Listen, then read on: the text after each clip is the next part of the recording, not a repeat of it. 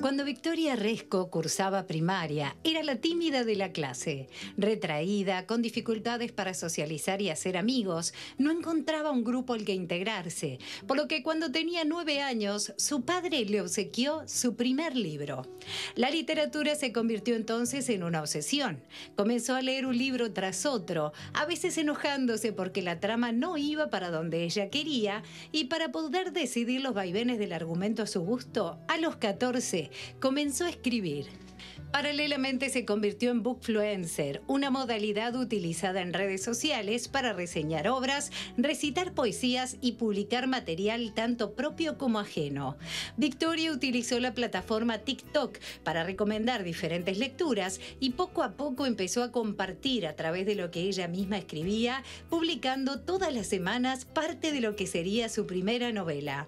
Esta práctica la llevó a adquirir cierto rigor para la escritura, ya que sus seguidores prácticamente exigían que subiera un nuevo capítulo de Reino de Papel cada jueves y jamás los defraudó. Cuando la terminó, su madre le sugirió que la enviara a una de las editoriales que solían entregarle libros para que reseñara, y varios meses después, una de ellas le ofreció publicarla y se convirtió en bestseller. A ella le siguió El silencio perfecto, además de todo lo que publica periódicamente para sus cientos de miles de seguidores en Instagram y el 1.300.000 que son fieles a su cuenta de TikTok, una cifra considerable para una niña tímida y retraída. Con 22 años, Victoria Resco tiene una promisoria carrera literaria por delante y es la prueba de que las nuevas generaciones no solo viven en las pantallas, también leen y escriben. Es un placer recibir a esta joven escritora Victoria Resco, que está presentando su último libro, ¿verdad? Bienvenida. Sí. Gracias. Te criaste en una casa con libros, porque yo veía, todas esas imágenes que compartimos eran tuyas, ¿verdad? Sí. Había muchas ediciones, entre comillas, viejas del libro, cuando pasa el dedo por arriba del lomo de los libros, ¿no? En realidad esa imagen justo no era mía, Marchamos. pero en mi casa siempre hubo mucha literatura dando vueltas. Mi papá lee un montón, mi mamá no tanto, pero siempre fueron dos personas que me impulsaron a una regla única que había en mi casa, que era para educación y libros, tratamos de que no haya límite. Cuando ya pedía 4 libros por semana, o sea, ahí hubo límites. hay un poco de límites, pero en general no tanto. ¿Qué lee tu padre? ¿Tiene algún género en particular? No, mi papá no lee los romances que leo yo, claramente. Es un lector de Dostoyevsky, literatura africana, no tanto del palo que yo leo hoy por hoy, pero cada tanto me contagia las ganas de leer algo diferente. ¿Y tú, Victoria, viajaste por esos géneros, los géneros que leía tu padre? Este año, uno de los mejores libros que leí fue un libro de literatura africana de José Eduardo Agualusa, que se llama Los vivos y los otros, que es un realismo mágico impresionante, que me dejó con ganas de como seguir variando y saliendo un poco de mi zona de confort. Tú ahora tenés esta especie como de calificación de gran autora de lo que sería, y corregime si me equivoco, la novela romántica juvenil, ¿está bien? Sí. A mí me gusta pensar que mis libros no son tanto un romance, sino como que son novelas de sentimientos. Es como una categoría inventada totalmente. Pero la realidad es que tanto en Reino de Papel como en El silencio perfecto, la historia no es sobre el amor de los protagonistas, sino sobre el avance y el descubrimiento personal del personaje principal y tal vez de los personajes que lo rodean también. Pero no se centra tanto tal vez en el romance, sino más en la introspección. Eso a mí me emparda un poco con la presentación que hacían de tu personalidad, de cómo eras tú, porque muchas veces las personas que son, yo no sé si el término correcto es retraído, pero sí esas personas que no hablan tanto, que observan, tienden a observar mucho a las personas también, a concluir sobre las personalidades de las personas, y me imagino que es tu cajita de herramientas para poder escribir sobre, porque cuando tú escribís una novela tenés que presentar los personajes tienen que tener una personalidad, tienen que tener una impronta.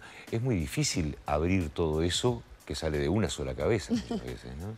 Un poco sí. Con el tiempo igual esa personalidad que yo tenía más de chica, por ejemplo, un poco más retraída, fue cambiando y como que me abrí más. Pero sí hay un factor de observar y de como tomar nota de todo lo que pasa, como, esto lo re podría decir un personaje mío, esta frase la re podría usar, esta situación se re podría dar entre estos dos sujetos.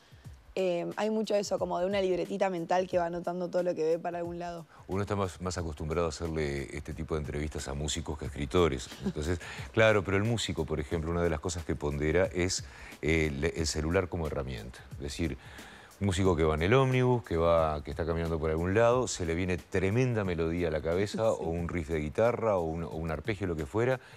Antes de olvidárselo, audio, se lo autocanta y lo guarda.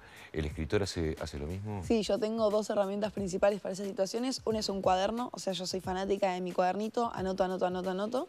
Y después, aparte, tengo un grupo de WhatsApp conmigo misma que está lleno de audios y después él le puede decir que le puede y ella le puede contestar qué y así, pilas y pilas de audios. Y me imagino que no, Victoria, que no tenés hora para eso, porque eso no. Claro, no es planificado, llega en cualquier momento. No se apaga, supongo, la cabeza. Tanto con la parte de redes como con la parte de escritura, es como que siempre hay un proceso mental en el fondo que toma nota de eso, como de todo lo que me rodea y cómo puedo implementarlo de alguna forma yo en mi escritura. El título de Bookfluencer está realmente muy bueno y es algo muy...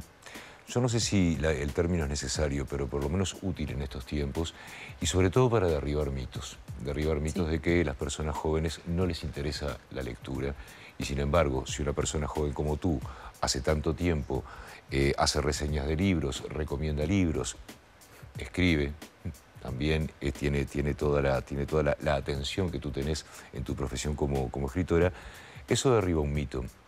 Hay muchos jóvenes que están interesados en la lectura. Sí, 100%. O sea, de hecho creo que es uno de los mitos más grandes que hay es que los chicos no leen. De hecho, si vos ves los rankings de ventas de libros, aunque sea en Argentina, de las librerías más grandes, el top 100 siempre tiene una gran mayoría de libros juveniles, más después de la pandemia. Porque los chicos leen un montón. Los chicos son los que más conectados están con lo digital, pero también yo creo que somos los que más buscamos la forma de desconectarnos un rato de eso, que la literatura te abre, digamos, esa puerta hacia la cual podemos tirarnos y abrir para escaparnos un poco de todo lo que es Instagram, TikTok, redes y demás, que es bastante invasivo por momentos. ¿Cuánto tuviste que aprender a comunicar por ese medio? Porque me imagino que si mirás tus primeras... Capaz que la primera publicación ya fue un golazo. No, era terrible. La vergüenza era total. Claro. O sea, el primer video estoy súper tímida y hablo todo bajito porque me da vergüenza que me escuche hasta mi familia. Y a medida que fue pasando un poco el tiempo, fui agarrando otro ritmo, fui empezando también a confiar un poco en lo que decía, porque en un momento decía, ¿quién soy yo para estar hablando de libros como si fuera una gran crítica literaria? O sea, yo empecé a hacer videos en secundaria, no tenía nada, ni título de secundaria, y me daba un poco de vergüenza por ahí estar sentada enfrente de una cámara hablando de algo que no tengo un conocimiento de literato para hacer. Pero en el fondo lo que la gente buscaba de mí era mi opinión y no más que eso. ¿Y cuánto le pesó a Victoria eso estando en la secundaria? Porque estando en la secundaria, a ver, cuando uno está en la casa o en su vida privada tiene dónde esconderse de, ¿no? Pero cuando uno va al liceo, sabe que por lo menos de lunes a viernes se encuentra con muchísima gente y esa muchísima gente en algún momento sabía qué era lo que estabas haciendo vos, a qué te dedicabas y me imagino que ahí llamaste la atención, que capaz que no era tu primer objetivo, ¿no? Sí, la realidad es que yo empecé todo esto en pandemia, mi último año de secundaria coincidió con la pandemia. Guardadita. Yo estaba feliz, o sea, yo quería que terminara la secundaria desde el momento en el que la empecé, así que imagínate cuando terminó y encima tenía tiempo para leer, tenía tiempo para escribir y además empecé a generar esta comunidad hermosa y como de mucha contención y mucho cariño que me generó nuevos espacios donde abrirme esta cara mía que tal vez no la mostraba mucho en otros lugares. Así que como que tampoco le di mucha bola a qué iban a pensar o qué iban a decir porque total no me los iba a cruzar, más estamos todos guardados. ¿Qué es lo que pasa con la evolución de un artista? Porque un escritor también es un artista, ¿no?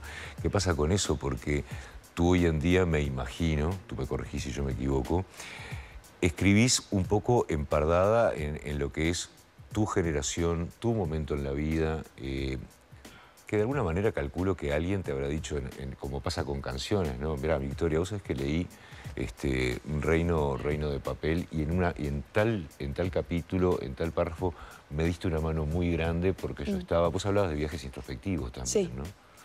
Y digo, ¿cuánto más evoluciona todo esto? Y yo siempre digo que hay como dos puntos de vista desde el cual escribí mis novelas, que son los dos puntos de vista desde el que creo que cualquier escritor puede escribir sus novelas.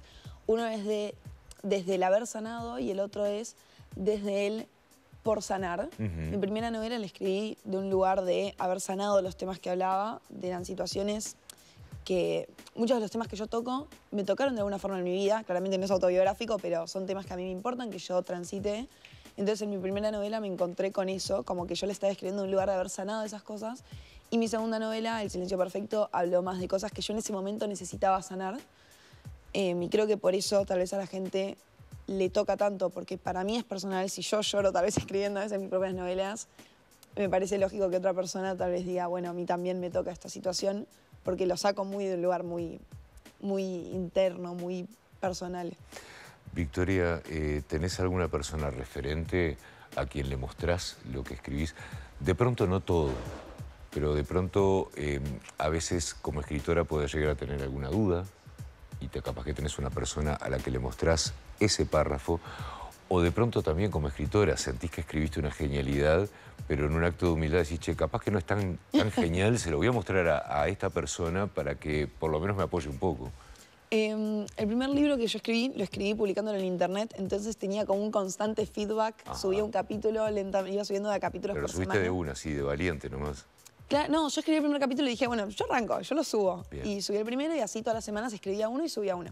Entonces siempre tenía una especie de feedback de la gente que me decía, no, esta frase qué buena que está. Y es muy loco porque siempre lo que vos pensás que la gente va a destacar no es lo que destacan. Siempre vos escribís una frase y decís, esta es la frase. Y nadie se da cuenta de que esa es la frase y eligen la frase que viene después. Como que es muy loco eso para mí, darme cuenta de que lo que a mí me hubiera impactado a otro no. Y ya con el segundo libro, que no lo publiqué en internet, sino que fue directamente a la publicación tradicional, en papel impresa, lo que hacía a veces era por ahí mandarle a mi editor, tipo, che, escribí esto, ¿qué pensás, qué opinás, cómo puedo mejorar esto? Pero en general trato de no recaer tanto en la opinión del otro porque prefiero que no pierda esencia. Por ahí después cuando lo corrijo, sí. Cuando tengo una corrección general con un editor, sí. Digo como, bueno, ok, si pensás que esto lo podemos mejorar, ¿cómo? Pero mientras escribo trato de que nada más fluya y que salga. ¿En algún momento soñás con que alguno de tus libros, cualquiera de estos dos o lo que viene, pueda llegar a mutar a una pantalla, por ejemplo? Sí, siento que todo escritor en cierta forma aspira a. Yo siento que también, como persona autoexigente que soy, me gustaría que si eso se hiciera como con mi opinión de por medio, para que se respetase la importancia tal vez que yo le di a ciertas cosas en la novela y que no se dejen cosas de lado por el bien de cortar y hacer algo rápido y veloz.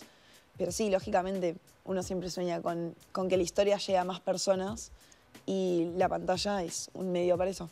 Hoy hablamos de las personalidades que tú creas para tus personajes, ¿no? Tienen cara, me imagino también. Sí, en mi cabeza tienen cara. Ah, pero te acompañan siempre cuando te vienen a hablar, por ejemplo, del silencio perfecto. Son dos protagonistas, ¿verdad? Sí. ¿Tus protagonistas tienen una cara para vos? Sí. ¿Te acompañan? Sí, están ahí y como que siento más que una cara, tiene una voz. Ponele, cuando a mí me preguntan por los personajes es como, ¿qué dirían? Y trato de hablar más por ellos que por mí, cuando me hacen una pregunta de ellos, digamos.